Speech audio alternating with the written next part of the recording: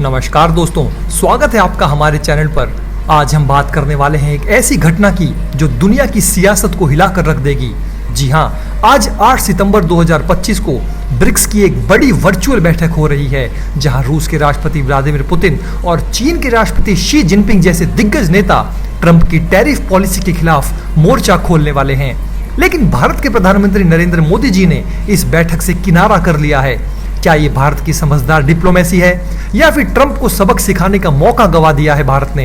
Trump हाल ही में भारत के खिलाफ काफी आक्रामक हो रहे हैं, तो क्या ब्रिक्स के जरिए उन्हें नानी याद दिलानी चाहिए थी? इन्हीं सब के बारे में हम आपको डिटेल में बताएंगे आगे फैक्ट्स और फिगर के साथ। लेकिन आगे बढ़ने से पहले कमेंट बॉक्स में भारत माता की जय और वंदे मातरम जरूर लिखें।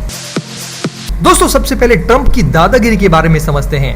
डोनाल्ड ट्रंप अमेरिका के राष्ट्रपति हैं, जो उन्होंने हाल ही में कई देशों पर भारी भरकम टैरिफ लगा दिए। टैरिफ मतलब इंपोर्ट पर टैक्स, जो सामान महंगा कर देता है। ट्रंप कहते हैं ये अमेरिका को पहले स्थान पर रखने के लिए है, लेकिन ब्रिक्स देशों के लिए ये एक बड़ा झटका है। ट्रंप ने ब्राजील और भारत पर 50% टैरिफ लगा दिया है। ये दुनिया में सबसे ज्यादा है। चीन और साउथ अफ्रीका पर भी टैरिफ हैं, लेकिन भारत और ब्राजील सबसे ज्यादा प्रभावित है। क्यों? क्योंकि ट्रंप का आरोप है कि भारत रूस से तेल खरीद रहा है, जो यूक्रेन युद्ध के चलते सजा का हकदार है। अगस्त 2025 में ट्रंप ने एक एग्जीक्यूटिव ऑर्डर साइन किया, जिसमें भारत पर अतिरिक्त 25% टैरिफ लगाया गया रूसी तेल इंपोर्ट करने के लिए। भारत का अमेरिका को निर्यात लगभग $100 बिलियन का है, और ये टैरिफ इससे 50% तक कटौती कर सकता है। मतलब भारत की अर्थव्यवस्था को हजारों करोड़ का नुकसान। ट्रंप की ये पॉलिसी आक्रामक है। वो कहते हैं भारत अमेरिका के साथ एक तरफा व्यापार कर रहा है, और हाल में चेतावनी दी कि अगर भारत रूस और चीन के साथ ज्यादा करीब आया तो और सख्ती होगी। दोस्तों, ये ट्रंप की मनमानी है। वो दुनिया को धमका रहे हैं, लेकिन ब्रिक्स अब जवाब देने को तैयार है। इसी सब के चलते ब्राजील के राष्ट्रपति लूला डी सिल्वा ने आज ये इमरजेंसी वर्चुअल मीटिंग बुलाई है, खासकर ट्रंप के टैरिफ के खिलाफ। मीटिंग का एजेंडा है ट्रंप की टैरिफ पर सामूहिक जवाब, बहुपक्षीयता को बढ़ावा और शायद एक जॉइंट स्टेटमेंट। पुतिन और जिनपिंग दोनों हिस्सा ले रहे हैं इस मीटिंग में। चीन ने कंफर्म किया कि जिनपिंग बीजिंग से महत्वपूर्ण स्पीच देंगे। पुतिन भी शामिल होंगे और मीटिंग में ट्रंप की पॉलिसी को चुनौती दी जाएगी। ब्रिक्स एकजुट होकर अमेरिका पर दबाव डाल सकता है। मिसाल के तौर पर वो अपने निर्यात पर काउंटर टैरिफ लगा सकते हैं या अमेरिकी उत्पादों का बॉयकॉट कर सकते हैं। ब्रिक्स के पास ताकत है।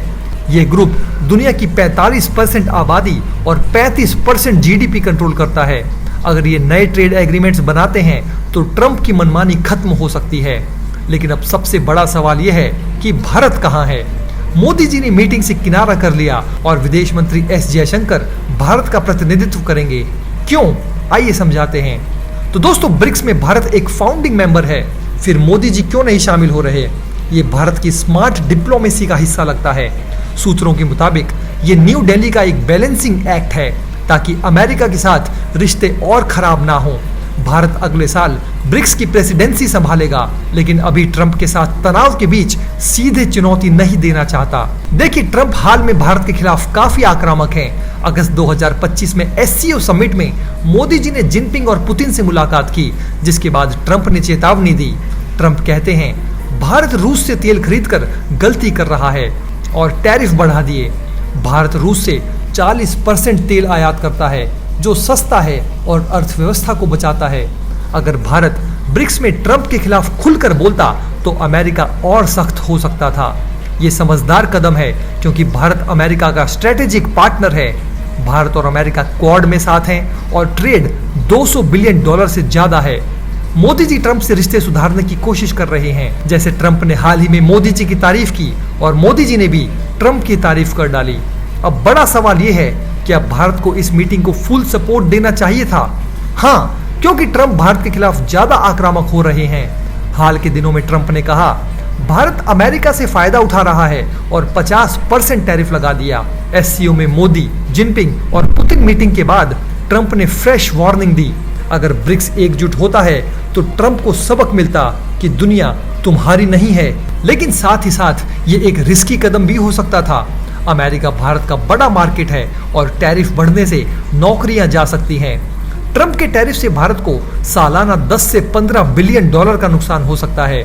भारत की डिप्लोमेसी हमेशा बैलेंस्ड रही है। रूस से दोस्ती, अमेरिका से पार्टनरशिप। जयशंकर जी का जाना दिखाता है कि भारत सुन रहा है लेकिन फुल चैलेंज नहीं कर रहा। ये अच्छा तरीका है ट्रंप को जवाब देने का, लेकिन भारत ने सेफ प्ले चुना। दोस्तों, ये दिखाता है कि भारत स्वतंत्र है, ना अमेरिका का गुलाम है और ना ब्रिक्स का। ब्रिक्स अमेरिका के लिए बड़ा खतरा है। ट्रंप खुद कहते हैं कि ब्रिक्स डॉलर को कमजोर करने की कोशिश कर रहा है। अगर ब्रिक्स नई करेंसी लाता है तो ट्रंप ने 100% टैरिफ की धमकी दी है। ब्रिक्स का जीडीपी 30 ट्रिलियन डॉलर से ज्यादा का है, जो अमेरिका के 27 ट्रिलियन डॉलर से बड़ा है।